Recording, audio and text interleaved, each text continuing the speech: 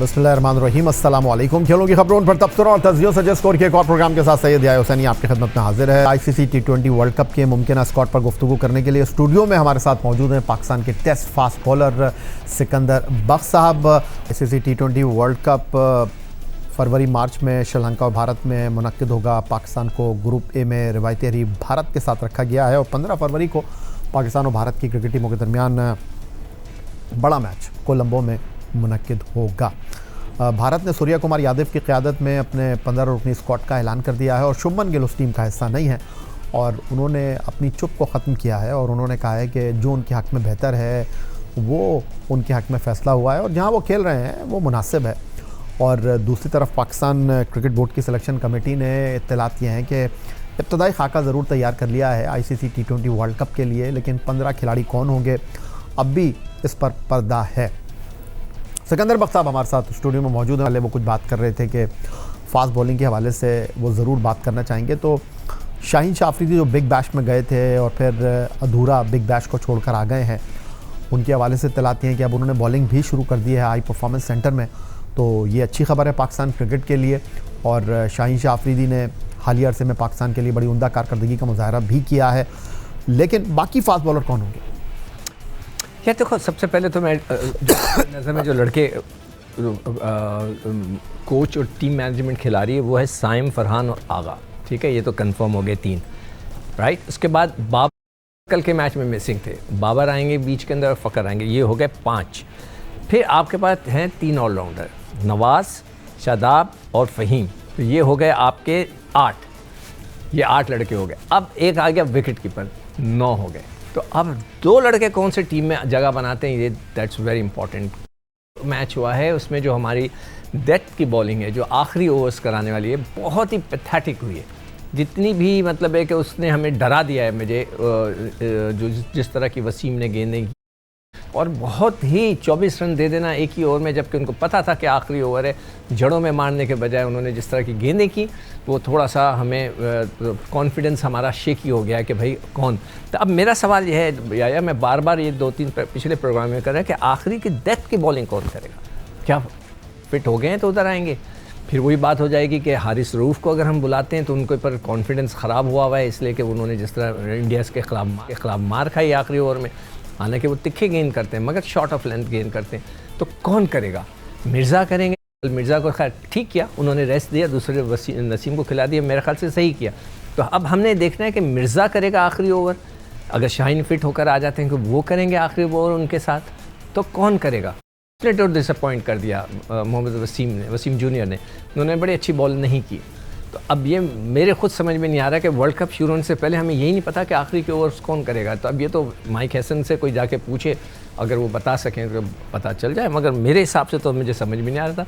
नसीम शाह, हाँ हो सकता है कि वो करें, और इसके अलावा आपके पास चॉइस नहीं है। नसीम शाह, वसीम, मिर्ज़ा, शाहीन, रऊफ़, ये टॉप लाइनर्स हैं।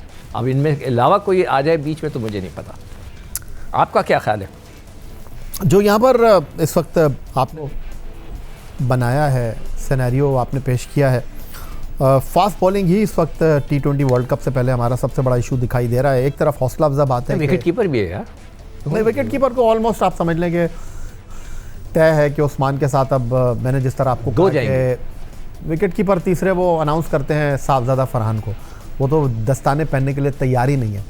लेकिन असल एक और लड़का भी मिसिंग है इस टूर पे। आपका अगर कोई बैट्समैन अनफिट हो जाता है तो कौन सा बैट्समैन अंदर घुसेगा आप ये बता दें। समद को तो आपने खिलाया नहीं, हसन नवाज़ को आपने निकाल दिया, ताहिर तैयब को निकाल दिया, आपने इरफान नियाज़ी को निकाल दिया। आपके पास कोई तैयार बैट्समैन है? वो आपका सवाल अपनी जगह है, लेकिन ये जो माइक हैसन की साइकोलॉजी है ना, वो ऑलराउंडर्स के ऊपर डिपेंड करते हैं। वो तो 4 हैं हमारे। शादाब है आपके पास, नवाज़ है, फ़हीम अशरफ है, ये 5 से स्टार्ट करेंगे। नहीं, साइम तो टॉप ऑर्डर में खेल ही रहा है ना। ये नवाज़ और शादाब, ये तो 5-6 के बैट्समैन हैं ही, तो इसलिए वो ज़्यादा इस बारे में सोच नहीं रहे कि अच्छा ये एक बात बताओ, आपने बड़ी अच्छी बात की, शादाब को ऊपर भेजा तो उसका टाइम था ऊपर जाने का, आपने उसकी जगह नाफे को भेज दिया। मतलब ये कि कहाँ शादाब को आप बिल्कुल हाईली रैंक करते हैं, मगर आपने शादाब को ऊपर भेजा। हाँ बिल्कुल, आपका अच्छा सवाल है, लेकिन वो जो उन्होंने फ़खर जमान को बाहर बैठाया ना और उन्होंने उस्मान को भी रखा और उसकी 2 बुनियादी वजूहात थी। आप अगर उस्मान को देखें, ट्राई सीरीज़ में वो टीम में वापस आए थे, कि उस्मान को अगर आप पिछले साल देखें, पिछले से पिछले साल T20 2024 में वो आए थे, उन्होंने UAE के साथ अपना माहिदा जो है वो ख़त्म किया था और फिर उन पर वहाँ पर पाबंदी भी लगी। वो जिस तरह खुला खेलते थे अब वैसे नहीं खेल रहे वो। अब वाज़े तौर पर लग रहा है कि उनके सर पर एक तलवार लटक रही है, वो थोड़े रन्स करना चाहते हैं, टीम में अपनी जगह को सीमेंट करना चाहते हैं। अगर आपको याद हो, वो बैटिंग करने के लिए आए थे, सलमान ने आते ही अटैक किया, लेकिन उन्होंने आते ही अटैक नहीं किया, उन्होंने कोशिश की कि रन्स करें और अच्छा शॉट उन्होंने खेल लिया था। तो ये उनके ऊपर एक दबाव ज़रूर है। और तो ये पाकिस्तान के लिए अच्छी चीज़, अगर वो खेलते दबाव होगा, वो मार नहीं सकेंगे, तो डू यू थिंक कि नहीं, उनको अपना नेचुरल खेल खेलना चाहिए जिस तरह वो खेलते हैं। लेकिन यहाँ पर तो कल का नहीं पता, अगले लम्हे का नहीं पता कि आप टीम में होंगे या नहीं होंगे। अगर इस टीम में देखा जाए जिस तरह आपने कंटिन्यू किया हारिस को, लेकिन हारिस न दिन देख रहे थे न रात देख रहे थे, वो एक ही तरीके से बैटिंग कर रहे थे और फिर वो टीम से बाहर हो गए, और बाहर भी ऐसे हुए कि अब उनके लिए कोई सोच नहीं रहा। तो खैर उस्मान काफ़ी अरसे के बाद टीम में आए हैं, तो अगर अब ये वो सोच रहे हैं, लेकिन अब उनके साथ टाई है ख्वाजा नाफे की। ये जो आप बार बार बात कर रहे हैं, मिडल ऑर्डर में हमने अब्दुल समद को ट्राई नहीं किया, हमने हसन नवाज़ को ट्राई नहीं किया, तो उसकी बुनियादी वजह मैं आपको बता चुका हूँ। अब तो एक और बड़ी दिलचस्प सूरत हाल पैदा हो गई है, और जिस तरह सलमान अली आगा ने बैटिंग कर दी है, उन्होंने तो तलवार अब सर पर रख दी है बाबर आजम के। ये बाबर आजम अब अगर नंबर 3 पर खेलने के लिए आएंगे तो फिर उनको इसी अंदाज में बल्लेबाजी करना होगी, वरना वैसे ही वो अंडर प्रेशर है। आप देखिए कि इस टीम में फ़खर की जगह नहीं बनी, तो ये वो सारी चीज़ें हैं। इस टीम में कोई अपने नंबर पर नहीं खेल रहा। देखो, ये जो मैं हमेशा कहता हूँ ना कि T20 जो है ना, शुरू के 5 ओवर डिसाइड करते हैं कि कौन सी टीम ने हमला कर दिया या किसने आके आउट कर दिए। जो रन्स करते हैं ना लोग, वो करते हैं शुरू के 3 या 4 प्लेयर। सही, अगर जिनको टाइम मिलता है कि चलो मैं 20 ओवर खेल जाऊंगा, मैं 15 ओवर खेल जाऊंगा, 12 खेल जाऊंगा। जो नीचे आते हैं ना, उनको तो इम्पैक्ट गेम खेलना पड़ेगा। जो भी नीचे आता है 5, 6, 7, 8, उनको इम्पैक्ट डालना है। वो उनको ज़्यादा ओवर नहीं मिलेंगे। अगर चलें 4 ऊपर से आउट भी हो जाते हैं तो कम से कम 5-6 ओवर तो निकल गए ना। तो फिर आपको पहले तो कुछ ओवर रोकने और फिर मारना है। तो जो नीचे के प्लेयर हैं वो बेचारे, जैसे कि हारिस फंसा, इस वक्त उस्मान फंस गया, जैसे आपने कहा उसके शॉट्स रुक गए। इसके अलावा जो भी नीचे आता है वो फंस जाता है, इसलिए कि उसको आकर रन्स ही रन्स करने। जो ऑलराउंडर है उसको थोड़ा एडवांटेज हो जाता है कि फ़हीम जो है वो बॉलिंग करा लेता है, बच जाता है। नवाज़ बहुत अच्छा खेल रहे हैं, वो सबसे इस वक्त नज़र आ रहे हैं, शादाब आ गए हैं। तो इन लोगों को तो हर हाल में इम्पैक्ट किस्म की बैटिंग करनी है, उसमें वो नहीं उनको टाइम मिलेगा। तो उस्मान खान को टाइम नहीं मिलेगा। लेकिन अब देखिए ना सिकंदर बख्श साहब के 12 ओवर में 161 चेस कर रहे थे, और कल जो पाकिस्तान की उन्होंने 2 ओवर में 45 किए, और जो स्टार्ट आपको चाहिए था वो स्टार्ट आपको मिल गया। लेकिन सवाल ये है, जिनके ऊपर आपकी T20 क्रिकेट बैन कर रही है, उन्होंने रन्स नहीं किए। बिल्कुल आपके नीचे आप साइम अयूब की बात कर लें, आप साहबजादा फरहान की बात कर रहे हैं। फरहान तो करता है ना, हमेशा नहीं, करता है। उन्होंने पहले मैच में भी 50 रन किए, लेकिन अगर कल साइम 50% भी कर देते तो नैया पार हो जाती। बिल्कुल, साइम का भी डाउटफुल हो गया है। आज हम यही डिस्कस कर रहे थे कि साइम को इतने चांसेस मिले हैं, तो अब फरहान तो हर वक्त तो नहीं करेगा ना कहीं तो फेल होगा। ये तो क्रिकेट का असूल है कि आप 5 इनिंग्स अच्छी खेलेंगे, एक ना एक इनिंग में तो आप फेल होते हैं। तो फरहान को तो आप रख दें अलग, वो बहुत अच्छा खेल रहा है, इम्पैक्ट डाल रहा है। साइम नहीं कर पा रहे। अच्छा, ये जो परफॉर्मेंस दे दी है आपके कप्तान ने, आप उसके बाद हॉट वाटर में आ गए हैं साइम अयूब, और उसकी बुनियादी वजह यह है कि नवाज़ को आप प्लेइंग 11 से आउट नहीं करेंगे, शादाब भी बॉल डालने के लिए आ गए हैं। तो अब साइम अयूब के लिए मुश्किल सूरत हाल है, क्योंकि जो परफॉर्मेंस कप्तान ने दे दी है, माइट भी पॉसिबल कि आप साहबजादा फरहान के साथ बाबर को ओपन करें, नंबर 3 पर आप कप्तान को खेलें। देयर इज अ पॉसिबिलिटी, बिल्कुल आप सही कह रहे हो, क्योंकि 4 पे फ़खर होंगे, फिर हो सकता है फ़खर वो होंगे, उनके भी अच्छे खासे रन्स हैं। तो क्योंकि जो सोच आपको लग रही है ना माइक हैसन की, वो ऑलराउंडर्स पर डिपेंड करते हैं। फिर उसके बाद शादाब है, नवाज़ हैं, फ़हीम अशरफ है। मैं कहता हूँ चाहे साइम हो चाहे फरहान हो, जो भी हो, जो जिसका इन टच अच्छा जा रहा है, जो अच्छे बल्ले पे गेंद उसको आ रहा है, उसको खेलना चाहिए। और T20 के अंदर ओवर्स बहुत इंपॉर्टेंट होते हैं कि ज़ाया ना हो और उनके ऊपर आप खेलते जाएं। मतलब अगर यही फॉर्म लगी रही, मगर जो पाकिस्तान के लिए जो प्रॉब्लम हो रही है ना, अब हम जाके कैंप में चले जाएंगे। Camp is totally different thing. Camp में कौन से कैंप में? मैंने सुना है कि अब कैंप लगने वाला है, वहाँ लड़कों को प्रैक्टिस कराएंगे। जो लड़के नहीं गए ऑस्ट्रेलिया, जो नहीं गए बांग्लादेश, वो तो है नहीं लड़के। तो कौन से लड़के?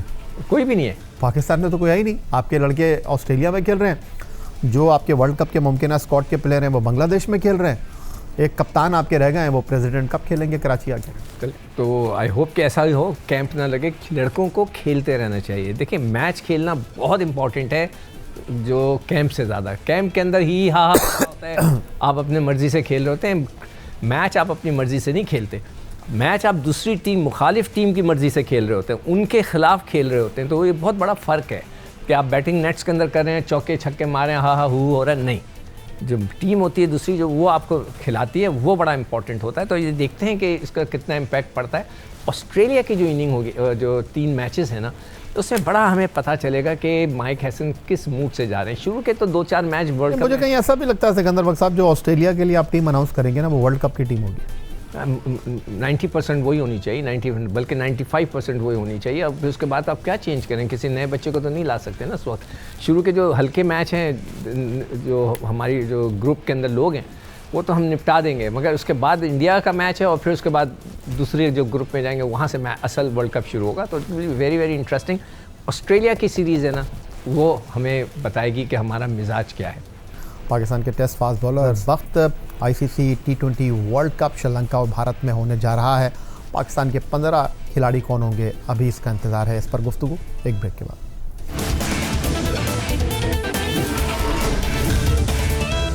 साल 2025 में जो हमने T20 मैच खेले, उन तमाम में सलमान अली आगा टीम पाकिस्तान के साथ एसोसिएट रहे। उनके हवाले से बात होती रही है कि टीम में उनकी जगह नहीं बनती। वो जो उनका स्ट्राइक रेट है, उनके खेलने का अंदाज़ है, उन्होंने बहुत सारे सवालों के जवाब दिए तीसरे T20 मैच में। बट जो सबसे इम्पॉर्टेंट चीज़ है, वो मैं आपके सामने रखना चाहूँगा। आपका स्ट्राइक रेट भले 150 हो, आप भले बड़ा नाम रखते हो, कल Saim Ayub non striker end पर उनके साथ खड़े थे, लेकिन तन्हा उन्होंने, अगर मैं ये कहूँ कि जो है वो रिस्पॉन्सिबिलिटी अपने शोल्डर्स पर ली, और उन्होंने बताया कि स्ट्राइक रेट मैटर नहीं करता, मैटर ये करता है कि आप टीम के लिए खेलते किस तरह है। बिल्कुल आप सही कह रहे हो। मैंने हमेशा वो आपको रिकॉर्ड बता रहा हूँ ना कि मैं ये जो ट्राई सीरीज़ हुई थी यूएई से लेकर अब तक की जो ट्राई सीरीज़, और ये 2 मैच, तो 22 मैच। तो आगा के जो पिछले 20 मैचों में जो वो था स्ट्राइक रेट, बहुत ही मतलब अजीब सा था, 106 का। मगर अब मेरे ख्याल से बेहतर होगा, मैं इसको दोबारा कैलकुलेट 117 नहीं 117 पे आ गए हैं वो, मगर बहुत अच्छा खेले। मगर स्ट्राइक रेट इम्पॉर्टेंट तो होता है। देखें ये T20 के अंदर स्ट्राइक रेट ही चलता है। बाबर को देख लें कि वहाँ पर उनका स्ट्राइक रेट 106 था, जो पिछला मैच ख़त्म हुआ है उसके बाद मैंने जब देखा तो 106 था, वो बहुत ही कम है। इस तरह नहीं हो सकता। वो बहुत अच्छा खेलते हैं सीधा, मगर फिर वो T20 के अंदर जो सीधा नहीं खेला जाता, कई दफ़ा आपको इम्प्रोवाइज़ करना पड़ता है। जैसे आगा ने क्या यहाँ से इतने अच्छे ज़बरदस्त स्वीप मारे, तो सबसे मज़े की बात है कि वो हर स्वीप का बाहर जा रहा था। That was amazing. मैं तो हैरान था कि वो कौन सा बल्ला लेकर गए हैं, किस तरह की टाइमिंग उनकी चल रही थी। मुझे तो बड़ा मज़ा आया देखकर, मैं बड़ा इन्जॉय कर रहा था उनकी बैटिंग को। अचानक उनमें जो तब्दीली नज़र आई, तो देखें वक्त पर स्कोर करना तो इम्पॉर्टेंट होता है, मगर अगर आगा अपना स्ट्राइक रेट को मेंटेन नहीं करेंगे तो फिर वो लाइबिलिटी बन जाएंगे, जिस तरह कि हम उनके लिए बात कर रहे हैं बाबर के लिए। तो लेकिन अगर मैं आगा तक ही रहूँ सिकंदर बख्श साहब, तो ऐसा लगता है एक परसेप्शन है सलमान अली आगा के हवाले से। मैंने जिस तरह आपके सामने ये बात रखी कि साल 2025 में जो सबसे कामयाब आपके बैट्समैन हैं, उनका नाम है साहबजादा फरहान। 700 प्लस रन उन्होंने किए, और दूसरे नंबर पर सलमान अली आगा हैं 600 प्लस रन के साथ। लेकिन जो सबसे इम्पॉर्टेंट चीज़ है, उन्होंने टीम के हवाले से अपनी बैटिंग जो नंबर है उसकी कुर्बानी दी। कभी वो 3 पर खेले, कभी वो 4 पर खेले, कभी वो 5 पर भी आए। उसके बावजूद वो सबसे ज़्यादा रन बनाने वाले बैट्समैन। और ये बड़ा सवाल था कि आप 161 रन 12 ओवर में चेस कर रहे हैं, वो नंबर 3 पर खेलने के लिए आए। उन्होंने रिक्वायरमेंट के एतबार से अपनी बल्लेबाजी को जो है वो ढाला। नहीं, मगर आप सेकंड नंबर पे किसको बोल रहे हैं? उससे साल 2025 में जो पाकिस्तान ने सबसे ज़्यादा रन किए, साहबजादा फरहान, दूसरे नंबर पर है सलमान अली आगा। नहीं, मैं हैरान हूँ कि आप कैसे कह रहे हैं। मेरे पास जो डेटा मौजूद है। क्या डेटा है आपके पास? मेरे पास जो डेटा है उसके मुताबिक जो फ़खर हैं उन्होंने दूसरे नंबर पे हाई स्कोर किए, 408 रन है। पिछले 600 रन है, 600 रन साल 2000। और नहीं, मैं पिछले 20 मैचों की बात कर रहा हूँ। नहीं, मैं बात कर रहा हूँ 34 जो पाकिस्तान T20 मैच खेला है साल 2025 में। 700 प्लस रन साहबजादा फरहान के, 600 प्लस रन सलमान अली आगा। फरहान के तो होंगे 519 यहाँ रन है पिछले। आप 20 की बात कर रहे हैं, मैं पूरे 25 साल की बात। मैं जाकर दोबारा रिकॉर्ड देखूंगा। ये बहुत अच्छी बात है कि उन्होंने रन किए, मगर जो रन्स होते हैं ना, मौके पे किए जाएं और उसका इम्पैक्ट हो, वो बड़ा काम आता है।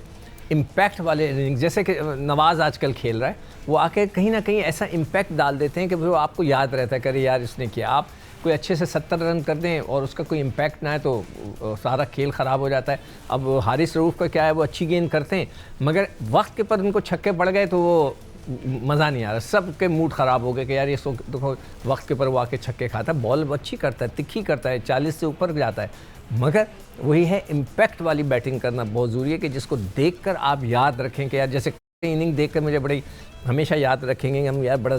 मैच की हम बात कर रहे हैं तो आपको कैसा लगा कि एक और विकेट कीपर को ट्राई किया? उस्मान खान के हवाले से ऐसा लगता है कि माइक हैसन जो है अभी 50-50 हैं, इस तरह उन्होंने ख्वाजा नाफे को मौका दिया और फिर ख्वाजा नाफे ने आकर रन्स भी किए हैं। तो अब एक और जो सवाल खड़ा हो रहा है वो ये है कि मिडिल ऑर्डर में हसन नवाज़ की जगह आप समद को लेकर आए थे, अब लगता है कि समद जहाज़ से उतर जाएंगे, ख्वाजा चढ़ जाएंगे। नहीं मगर ये तो कितनी बड़ी ज़्यादती है कि मतलब कोई जवाब देगा इसका कि भाई आप 3 टूर पर इसको ले गए, समद को एक मैच नहीं दिया आपने, ये तो बड़ी ज़्यादती की बात है। वैसे अलग बात है कि ना नाफे ने फर्स्ट क्लास क्रिकेट खेली है ना समद ने खेली, ना उनका परफॉर्मेंस है फर्स्ट क्लास क्रिकेट में, ना T20 में, ना उनकी परफॉर्मेंस है। दोनों की परफॉर्मेंस भी नहीं है T20 में, फर्स्ट क्लास तो छोड़ दे, फिर भी वो पाकिस्तान टीम में। तो मैं तो कहता हूँ ये बड़ा मौजज़ा है उन लोगों के लिए, वो जो बेचारे खेल रहे हैं उनके लिए कुछ नहीं हुआ। देखें विकेट कीपर का मसला ये है कि कल राशिद ने बताया था तो फिर मैंने नाम भी लिख लिया। राशिद ने प्रोग्राम में बताया कि 6 विकेट कीपर हम ट्राई कर चुके हैं, जिसमें रिजवान, आज़म, मोहम्मद हारिस, नाफे, उस्मान खान और फरहान, ये 6 लड़के हमने 1 साल में ट्राई कर लिया। और अभी भी वर्ल्ड कप से 2 हफ्ते पहले हमें नहीं पता कि कौन कीपिंग करेगा। That is very sad. अब तक तो हमारा एक विकेट कीपर सेटल हो जाना चाहिए था। अब बेहतर जानता है माइक हैसन और आकिब जावेद, ये 2 बता सकते हैं कि उनके जहन में क्या है और कौन सा विकेट कीपर खिलाना चाहते हैं, which is not a good thing मेरे हिसाब से। देखें ना 8 मैच आपने खिलाए थे उसको, 12 मैच खिलाए थे मोहम्मद हारिस को, फारिग किया, उसके बाद अब 8 मैच उसको खिला दिया आपने, जिसमें से एक में कीपिंग ही नहीं की मोहम्मद उस्मान ने। अब राफे आ गए, ये इतनी मज़ेदार चीज़ नहीं है। आप समझते हैं कि अच्छी चीज़ है कि हमें पता ही नहीं कि कौन है। राफे आएगा उस पर प्रेशर तो पड़ जाएगा फिर, इसलिए कि वो तो वर्ल्ड कप होगा, हर एक की नज़रें होंगी उसमें, बड़ा आपको कॉन्फिडेंस के साथ खेलना पड़ेगा। बहुत शुक्रिया आपका सिकंदर बख्त गुफ्तगू करने के लिए। यही आज का हमारा प्रोग्राम था। एक्स अकाउंट पर आप हमें ज्वाइन कर सकते हैं, ईमेल कर सकते हैं, अपनी राय से आगाह कर सकते हैं score@jio.tv पर। इस दुआ, इस उम्मीद, इस तवक्को के साथ कि पाकिस्तान में खेल और खिलाड़ी तरक्की करते रहें। सैयद याहिया हुसैनी को स्कोर की पूरी टीम के साथ अगले प्रोग्राम तक के लिए इजाज़त दीजिए। अल्लाह हाफ़िज़।